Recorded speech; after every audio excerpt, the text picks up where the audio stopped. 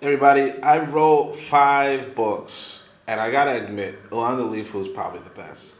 So what I'm doing right now is during the month of November, I'm trying to read a chapter every day, and I already read the first 3 chapters. This last one was really good. I mean, all of them are really good. This last one's really good. So what I'm going to do is I'm going to show you guys a bit of these chapters. I've put them up in my community tab, and I'm just going to read some of it and go over it with you. But before we get started, I do want to remind you guys I'm part of a podcasting network called KWZ Radio. Hello there, dear listener. We hope you're enjoying this lovely discussion. If you're not already aware, this show is part of a podcast network called KWAZ Radio, a Pan-African Nationalist and Garveyite network come to showcasing the rich and varied thoughts of African people. We have an exciting lineup of shows that we think you'll enjoy, including the Bitter Medicine Podcast. I think black people require too much buy-in. Like, we constantly have to sell black people on things that are beneficial to black people. The Pro-Black Perspective Podcast. I'm fearful that our people are not really studying how to get ahead, and we're kind of, continually staying behind. The Harsh Reality Podcast. To me, it don't matter. I think people are so dumbed down, it wouldn't matter what you reveal to them. They still are in the matrix. They're in the simulation. They're going to keep doing what they did. They lemmings. So to me, it don't matter, man. The Learning Curve Podcast. Sexual access has never given you economic empowerment. The only person who has ever been economically empowered by a sexual relationship is the wasp and his woman. The Cathedral Cheek Show. When we start rising up to fight for our own, I guarantee you they'll stop doing what they're doing. I guarantee you they would have let their brother go. They was waiting to see what black folks was going to do. Brother Bakari Podcast. Black people love to claim folks that hate them, right? They're a slave master, and they are ashamed of who they really are. The Forecast Radio. Like, if you pray to the same deity as, like, your enemy, and that God blesses your enemy more than you may want to reconsider who you're praying to, And Tanzan, African Mind. Africans generally are welcoming of everyone. Sometimes, to my consternation, I think that they should be less, welcoming. If you love our podcast network, we would be grateful if you could rate and review us on Apple Podcasts. Follow us on social media, like and subscribe to our YouTube channel, and check out our website at www.kwazradio.com for more information. Thank you for tuning in. And now, back to the program.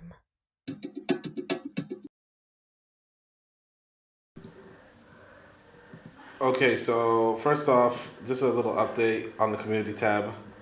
So what we're going to do is we're going to look at, this is me. I'm in my wedding outfit. Tux are for cucks. So that's what I looked like when I was getting married. I wanted to go shirtless, but I didn't. This was me the other day in a gold outfit. We was hanging out with some wealthy folk, so we had to rock gold. But anyway, let's go to this book. So this is from the first chapter.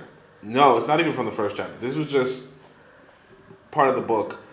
It's this idea that, like, this is what I like about this book, okay? This is what I like about Uangalifu. By the way, shout out to everybody in the chat.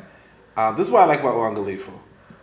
It answers, like, a lot of the books that I write, they answer questions. So one of the questions we have when we were sophomores, let's say, right, is what is the phenotype of an African, right? Like, am I black? Am I an African because I look like this? Am I black? Blah, blah, blah, one of the reasons why I write books is because we have questions we don't get answers to, okay? And we sometimes, there's an African American saying that they say Negroes are always knocking on the wrong door talking to the wrong people and asking the wrong questions. You know, you know. One of the wrong questions is, what is the phenotype of an African? Well, an African because no. You're supposed to, like, the senior answer is the genotype of the African is. You see what I'm saying? It's not about phenotype, it's about genotype. You know, it's like if you're a parent to a child, occasionally, I don't want to say often, but maybe like 10% of the time, your child doesn't even look like you. Let's say 10% of the time. So what? You know, like, so what? Like 10% of the time, they might look like the splitting image of either the other parent or a grandparent, but basically not your grandparent. And that's okay. Like, for instance, my son right now, he looks like his mother's father. That's okay. And his mother's father don't look nothing like me. I'll put it that way, right? But that's okay. It's not about phenotype, it's genotype. You know, you could find a kid who looks a lot more like me. Which one's my son? Which one has the genetics? Which one has the genotype? That's the big question. So, you know, that's why I like these kind of books. Now, obviously, this is not chapter 1, 2, or 3, but just to read it, one question must then be answered. What is the phenotype of an African? There is no one phenotype. The African is a genotype. Okay? We're not a phenotype, we are a genotype. The African is the individual without the genetic traces of the Neanderthal or the Denisovan, without the subhuman traces, without subhuman genetics, with pure human genetics. Now, some people will reason that there might have been other archaic hominids in our gene pool. Doesn't even matter. We're not Neanderthals, we're not Denisovan. That's all you got to know. Okay? The other stuff, who knows? But the point is, we're not Neanderthals, we're not Denisovan. Right? These individuals exist in Africa. They are the individuals who reproduce Africans. They are the people who reproduce pure Africans. This elicits another question. Now, you might say to yourself, well, if it's a genotype, maybe I might not have the purest genetic lineage. That's fine too. What of those with the African phenotype who may carry genetic traces of Neanderthals or Denisovan? What if I look like an African, but because of, you know, historic, let's just sexual assaults, right? I might have Neanderthal or Denisovan traces. The math is clear. As long as the individuals without genetic traces are the overwhelming majority, in the long term, future-oriented, the territory will be African. Okay? As long as the majority is clear of these genetic traces, the genetic traces will be erased. So the phenotype will clinally vary. Remember, your phenotype is clinal. Well, it's random, but it's also clinally selected. Clines are like climates. Basically, if you're in the mountains, you might have if you're in the forest, you might have a broader nose. You know, if you're in a moisture zone, you might have broader features. However, right, or if you're in a sandy area, you might have narrower features. What have you, or that's their selected features. Regardless, they will vary because humans are one of the animals, okay?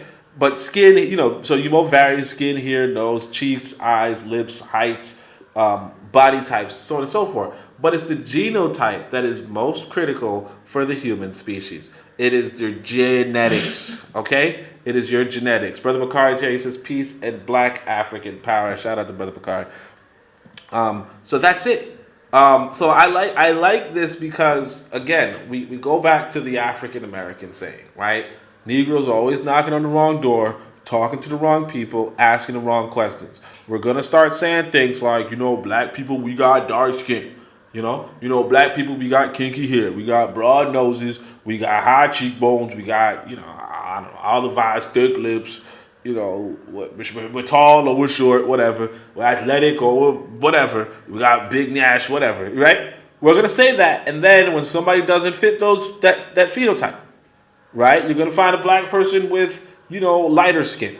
You're going to find a black person with less curly hair, right? You're going to find a black person with a narrow nose, you know, or a narrower nose, you know, like Somali or somehow, right? You're going to find a black person without high pronounced cheekbones, which is, pretty normal too, right? With the Asian eyes, like the so on and so forth. You're going to find black person without thick lips. You're going to find a black person with very thick lips, and you're going to find a black person with less thick lips. You're going to find a black person who's really tall, and you're going to find a black person who's really short.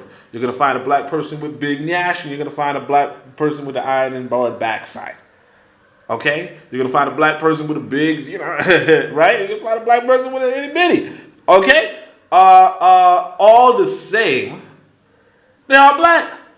They're all African. They're all the genotype. So what you worried about? What you worried about the phenotype? I'm not saying, phenotype's not important, but you got to understand. The question is not so much about the phenotype, it's about the genotype.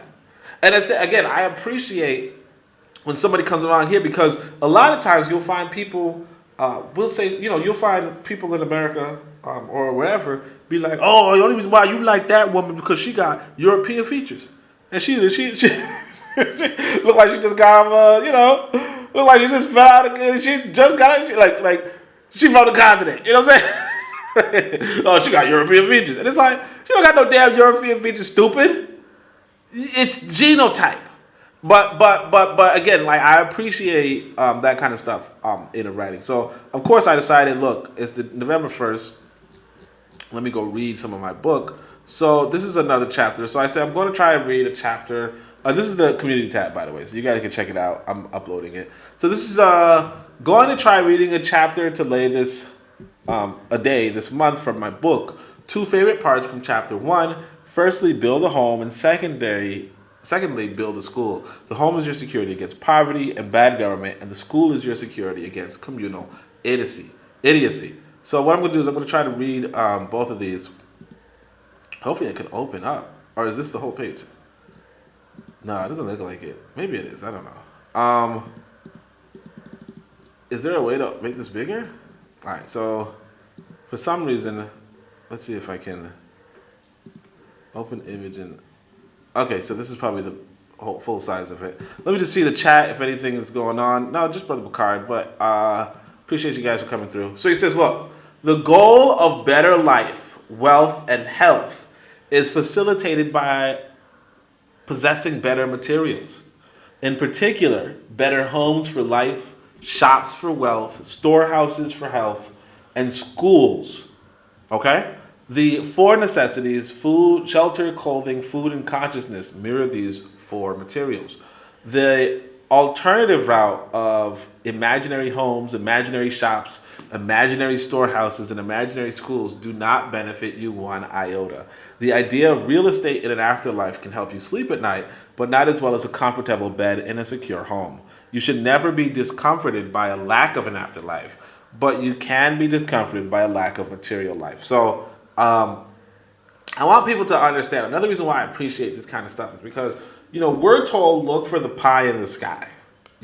We're told do right today and basically you can have a good afterlife. You can go to heaven or you can go to Valhalla, whatever you believe, right? You know what I mean? But the reality is this, don't worry about Valhalla. Don't worry about heaven, right? Worry about having a big, good home. I have these 2 boys living with me, right? One of them is my bio son, another one's, so let's say stepson, right? And you gotta realize how good their lives are, right? That they can have most any food, any product, anything that they want, just hand delivered to them. Kind of spoiled in a way. And not too spoiled because they also have, their father in the house, right? So their father can check them whenever they're too spoiled. Like just now, the stepson was saying, I want to play video games. And I said, look, you play too many video games. You know what I mean? Like, we're watching a movie now, right? But that, just the father's presence, just a good additive, let's say, a good quality, a good feature of their lives. And even like, for instance, my son, right? The dude gets to go to school and now he's talking about, oh man, I want to marry my classmate. And why is he talking about marriage? He's talking about marriage because his father shows him an example of a good married couple. Okay? His father shows him an example of a loving couple, and he says to himself, that is what I want in my life. You know? Now, a lot of people, if they're in the home and they see examples of a hateful couple, they say to themselves, I don't want that in my life. Right? And sometimes the conclusion of, I don't want it in my life, might be, well, I want a loving couple, or I don't want to deal with the opposite sex. I don't want a relationship. And a lot of times those same people will have bad relationships and make bad relationships on other people. The point being that you want to be, especially as a man, a provider. Okay? You want to be a provider. And although I'm not going to say people don't tell you this, they tell you this, but they also tell you this with other nonsense to go along with it. Like I said, the imaginary homes and the imaginary storehouse. You know, you got to work on your life after life, right? You got to work on your life after life. You got to work on, write down your ideas and blah, blah, blah. I'm telling you, hey, get your house, get your shop, get your storehouse. You know, I told people I ran out of water recently, but I have water in storage. You know, I have things in storage. That's what life really like. Those are the kind of things that you're supposed to really focus on in life. The other part I want to go over. Oh, Brother Bakari says all African people look alike. They all look like Mike Tyson. Yeah, Mike Tyson. Well, I mean, shit, I want to be fit like Mike Tyson, but, you know. Your primary goal, wherever you live, is to acquire a large home. A private space large enough for you, your partner, and your families. This is better than the idea of a house in the sky or an insufficient abode. For while relationships are invaluable to your happiness, materials are invaluable to your relationships. It is ideal to both have a family and treat them to material abundance. Granting everyone sufficient space, comfort, and luxuries is how you will maintain happiness for yourself and them. Some may reason that materials aren't anything. You know, and then of course I say let them sleep on rocks or something. But like the whole point is this. Like even these children, you take away their TV, you take away their Switch, you take away, their Switch is their video game, their YouTube, and all that kind of stuff. You take that away, and they even get miserable right away. Not right away, but like they might go outside, try to kick around a football, but eventually they say to themselves, okay, right? Like I need my fix, And of course you don't want kids to be addicted to that kind of stuff, no, right? But what it is that just having that material is a comfort. And of course you can still control them by giving them. But here's where you don't, where you can't control them. Suppose you have nothing for them at home, right? Then they become the latchkey kids. Then they become defiant. Then they become, why are you so unsuccessful? And of course, if you try to rein in on them, good luck. Good luck. You're fighting a losing battle. Now let's see what this second part of this is the first chapter. This is the first chapter. And again, like I said, it's messages that we don't hear enough, right? So this is the chapter for materialism, and he says you'll hear their students loudly singing ridiculous songs, or how anything is possible through extraterrestrials, right? Now remember, this imaginary, like I said, I used to live across from a church. I had a good house, and the church was right next to me, and they would just sing any hour. Anything is possible with Mungu. Mungu is what they call God or God or what have you, right? And yeah, they would just sing, and they had no money. They had nothing, but they were... so sometimes you would look through the window and you'd see some lady, like disheveled, just standing there, like just pleading with the universe to change her life. And nothing is going to change that way. So she's spending her days, probably still right now, singing her heads off, hoping that her life will turn around, and it doesn't. Because what she's doing is an ineffective strategy to fixing her life.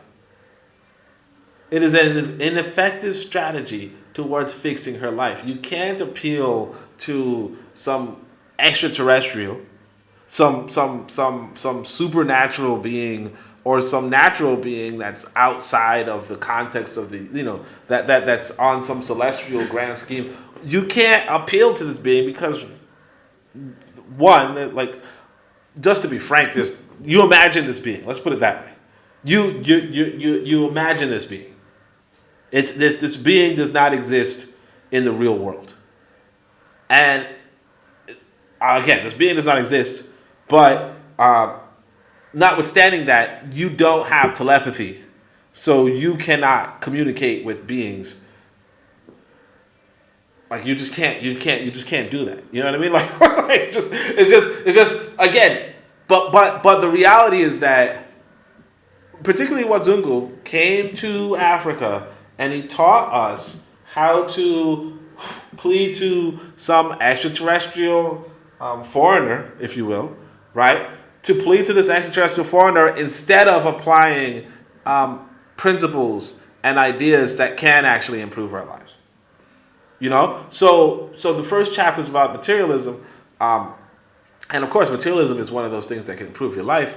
And the third chapter on parsimony, which we're going to talk about, that one is just straight out of, this is how you improve your life. How you get your priorities in order. It's really, what are your priorities? And so, like with the lady who just show up at the church and sing, right? Like, what are her priorities? Pleading with some extraterrestrial. That's insanity. It's insanity.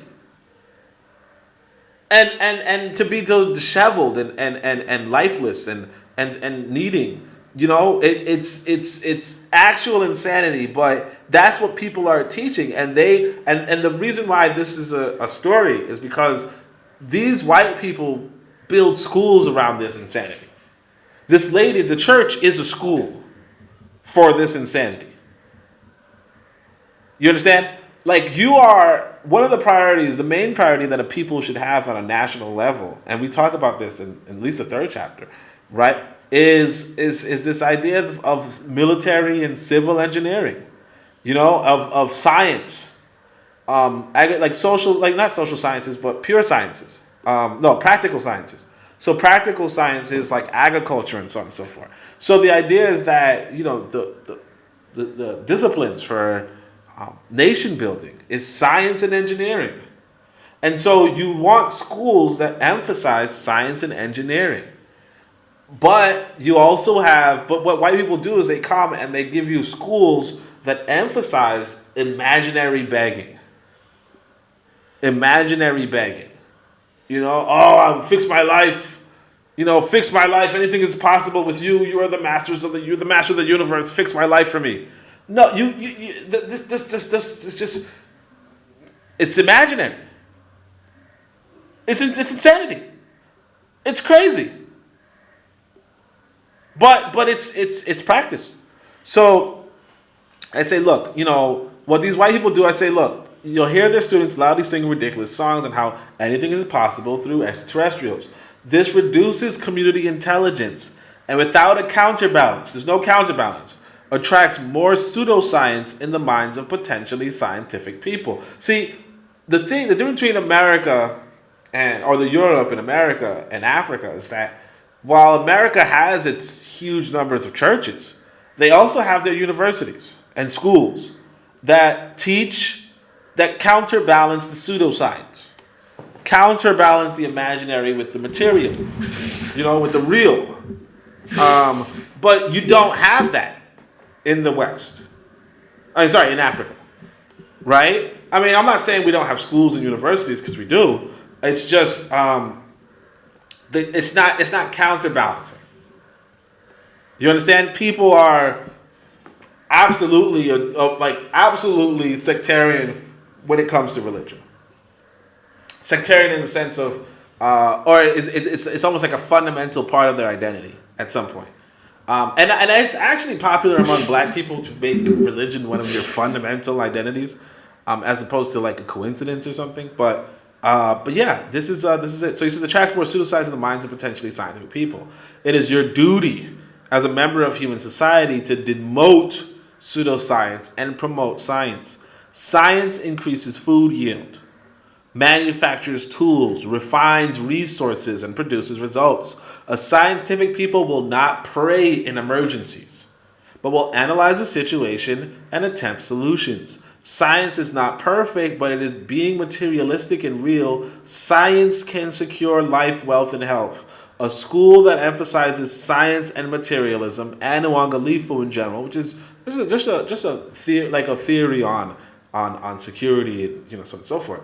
Even with the regular community music and optimism, will be your best provision to your community. Okay? So, again, I don't know if this is actually the whole page that I put up online. I think that it's not showing me everything. But even so, this is what we have to hear. Okay? This is what we have to hear.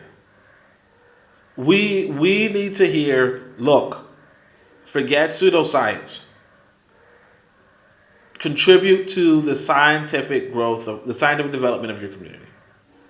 Right? A lot of people will tell you, no, let's talk about spirituality, let's talk about spiritualism, let's talk about so on and so forth.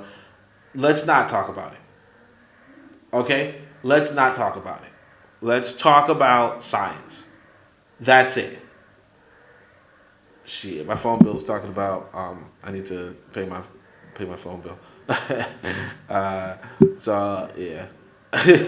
You know how people used to say, I'm gonna go pay some bills right now. Alright. So Anthony McVeigh says, Amani ni Baraka, peace. Oni, peace, my brother from another mother. Alright. So then we're gonna skip I'm actually learning Swahili here. So I said what's most interesting about the first quote is talking about Juju. So I'm actually going to start studying Swahili. Let me see if I can find it. What's this? Oh, Chinese. All right, I can't find it. But I'm actually trying to study Swahili now, like seriously. So let's go to chapter 2. So this one asks another question. It says, why I'm in Africa despite having ancestors from Jamaica? And the smallest modern superpower is 9 times the size of the largest Caribbean island. The 3 strongest nations are also the 3 largest today. So this chapter 2, is all about being territorial. Okay? Territorial basically means choosing a territory. And that's the thing that we're not doing. We're not choosing a territory. The choice was made for us, and we're going along to get along. Okay? The choice was made for us, and we're going along to get along. What I'm doing is I'm saying, no, I'm going to choose my territory. And my territory is Tanzania. Period. Okay? Now, I'm not going to I don't recommend Tanzania for you guys. Okay? I don't. But what I recommend for you is to get a territory. So this chapter 2, actually outlines how you should choose a territory. Okay? And so this is just one of the pieces of it. So he says, look, the extent that you can choose a territory where you can either be powerful or agree with the whims of the powerful, and you will live your best life. So that's the main thing. You got to ask yourself, where can you be powerful, or where do you agree with the whims of the powerful? You know, what's interesting, actually, I think I could probably even look for it. What's interesting is, like I said, I'm studying Swahili, right? And I think I post up the book on this thing. Maybe not. I might have to pull it up on, let me just double check you guys can see the screen. Yeah. I might have to pull it up on Twitter. Yeah. I might have to pull it up on Twitter. But basically there's a whole page of like quotes. And one of the quotes, I'll show you guys. So this is what the book looks like. And one of the quotes, actually it might be this one, Nguvi ni Mali. No, it's not that one. But one of the quotes, I could probably read it for you guys. Oh, my notebook's not here either. No, I think I wrote it on my computer. But one of the quotes is along the lines of I'll see if I can find it for you guys really quickly. Because it's just an important concept. And again, this is all Nyere, right? Nyere. I'll show you guys this screen, in fact. I think I could actually switch screens. So, here, okay. So I was supposed to do a podcast on this, but I never got a chance. I mean, I did, but then I messed up. The picture dropped and I just deleted it. But I think it's one of the first 5. Let's see. Nguvu ni Mali, no. Oh yeah, this is it actually. The second one. Nguvu ni Mali na kwamba mnyonge kupata chake ni mwenye nguvu kupenda. Okay? Now again, I'm still studying, so I'm not necessarily going to get it right. Okay? But nguvu is power. Ni is, okay? Mali could be like property, for instance. Na kwamba mnyonge kupata chake is theirs. Ni mwenye nguvu kupenda. But the idea here is that, and this is not me, and I never read this before because obviously I can't even read it, right? But what Nyere is saying is that power is actually let's just pull it up in Google Translate just to give you guys the best that I can give. So I'm going to the translator, and of course it's a little off, but anyway, it says strength is wealth. Okay, he says strength is wealth. Hold on, I'm not even showing the screen. Am I showing the screen? Yeah. Strength is wealth, and the weak to get his is strong to love. Okay, no. So sorry. So this is a bad translation. That's the thing about translators, that they're never going to give you a good. The AI is not that advanced when it comes to Swahili, but it's like strength is wealth, right? Or power is property, or whatever. But power is wealth, and in order for the weak to get what's theirs, the strong have to desire to give them. Okay? The strong have to desire to give them. So it's always the case, even in Nyere's time, even in a completely different language, right? That if you want to get something in life, right? If you want to get something in life, you have to you might have to appeal to another class of people, or to the upper class of the territory that you're in. Okay? So Nyere is saying the extent that you can choose a territory where So basically Nyere is telling you that exactly this, that you either have to be powerful, right? Be wealthy, because remember, Nguvu ni Mali, right? You either have to be powerful or be wealthy, and if not, you are bound by the whims of the powerful. So you should go where you agree with the powerful. Okay? That's what you should do. You should not be in a country where you disagree with the powerful.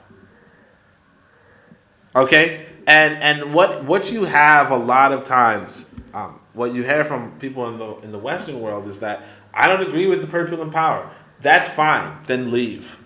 You know, when people say, "Oh, if this person gets elected, I'm going to leave the country," like, they are being adult. They are being mature. The people who say, "Look, I don't care who's in power, I'm not leaving," right? They are being childish. Okay? Anyway, so the next thing it says, your territory, if you are an African, should be in Africa. Africa is both the birthplace of humanity and the historic stronghold of the African race. Whatever land you settle in should have the potential for a stronghold, and 4 factors contribute to Africa's potential: its size, its majority, its elite, and its resources. In 2024, Africa comprised 54 countries that varied in size, majority, and elite and resources. Your duty as a member of a territorial species is to choose one country that suits your requirement for a potential stronghold. Open a map and study Africa. Know its 54 countries. Know its major and minor rivers. Know its resources and political parties. Know its laws and immigration policies. Eliminate 53 countries. Then while learning a language, if you have to, protect, develop, and share that nation. That's the way the world is. You look at the map and you study the country. You study the countries. You study the continent and you study the countries. And you figure out the laws and the immigration policies. And you say to yourself, yes, this is where I want to be. When it comes to nations, size matters. One of the reasons territorial Africans need to be in Africa is because no African nation outside of Africa has a respectable size. The Caribbean has the largest majority African nations outside of Africa, and the largest, Haiti, is only 27,750 square kilometers. Okay? By comparison, again, like England is 200,000 square kilometers. Okay? So Haiti is the 148th largest country in the world. The next largest are the Bahamas at 13,943 square kilometers, and Jamaica at 10,991 square kilometers. So you got to look at Africa and your opportunity as a people from the perspective of how much territory can I have? Because, again, the territory is going to tell you what resources are available to you, how much your agricultural output can really become, how wealthy as a people you can be with great leadership and great prioritization. And that's really key, okay? And so what we're going to do is we're going to go to the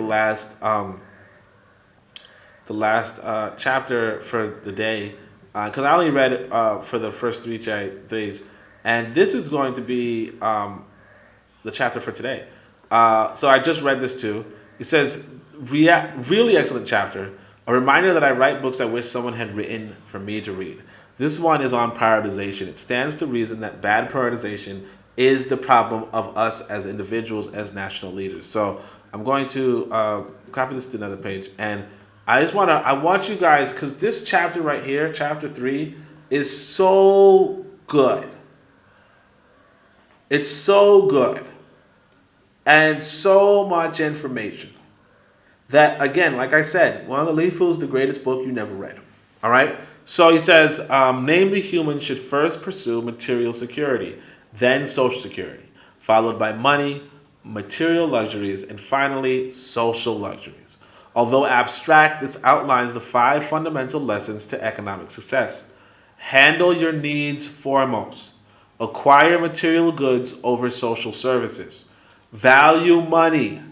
Understand your needs and wants in the dichotomy of security and non-security, and invest nothing in the supernatural. Okay? Don't give to supernatural causes. You'll never get it back. Do not give to the supernatural. You will never get it back. Okay? Because there are no supernatural. Okay? There are no supernatural. That's just it. There's nothing outside of nature. This may be a departure from most shared wisdom, but it's a proven model for success since Ptah Htp and her colony Kemet. Ptah Htp once again established itself on security in the maintenance of its archers. For those of you who don't know, Ptah Htp is the first kingdom in human history, as far as we know.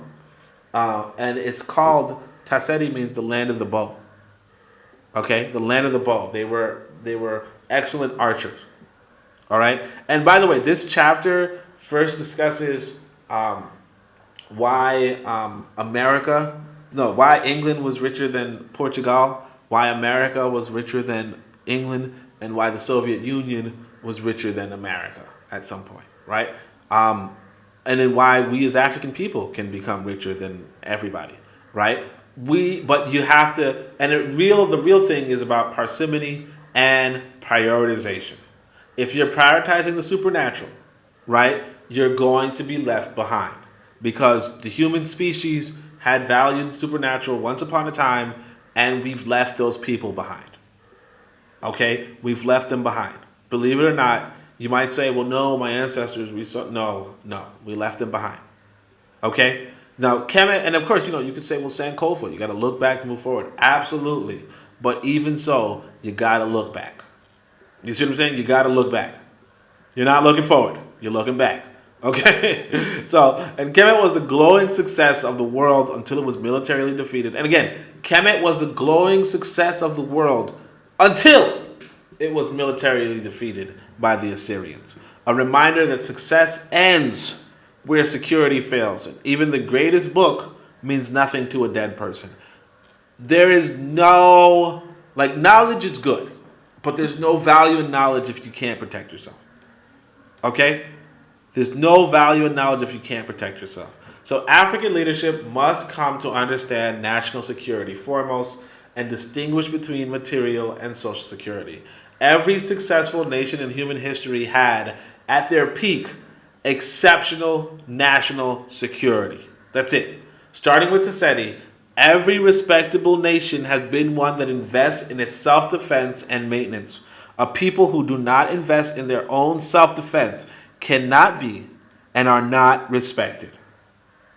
Okay? If I have to stand behind a police overseer, the police overseer does not respect me.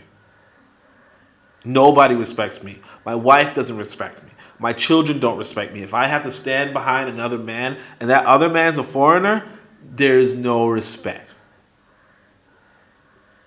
Okay? That's why I tell you guys, you got to just go where you are welcome. Now, the 5 priorities of parsimony as material security, social security, money, material luxuries, and social luxuries has a distinct meaning on a national scale. Firstly, material security includes, but isn't limited to, weaponry, military, land, people, resources, infrastructure, agriculture, output, so on and so forth. Again, this was a really, really good chapter, and I would advise you guys to check it out when you have an opportunity. But those are the first 3 chapters of Uangalifu, the greatest book you've never read. I do want you guys to get out, go check it out. Link is in the description. All right. This book right here in the center is honestly the best book I've ever read. Okay. It's honestly the best book I've ever read. And I think these other books are really good. But if nothing else, I want you to go get Uangalifu. It is, I didn't think I could ever write anything better than the Book of Power. And then, one of the distinctions, I'll put it this way, is that Uangalifu is my first book written in Africa. Okay?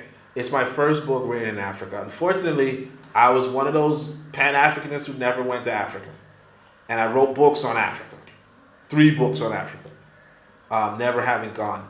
But after I went to Africa, I was able to see the light. Okay? I was able to see, look past things. And of course, I didn't want to write these books without going to Africa because I was like, Africa's not going to change me. But if it does change me, I want this to be my legacy. I want this to be the best thing I could ever, I want Book of Power to be the best thing I ever produced. Right? But I stand corrected. Africa, because there's a chance that Africa could make you worse. It didn't make me worse, but it was a chance that it could make you worse. I mean, I'm very different from the person who wrote the Book of Power. I'm very different from the person who wrote the Pro-Black Compendium.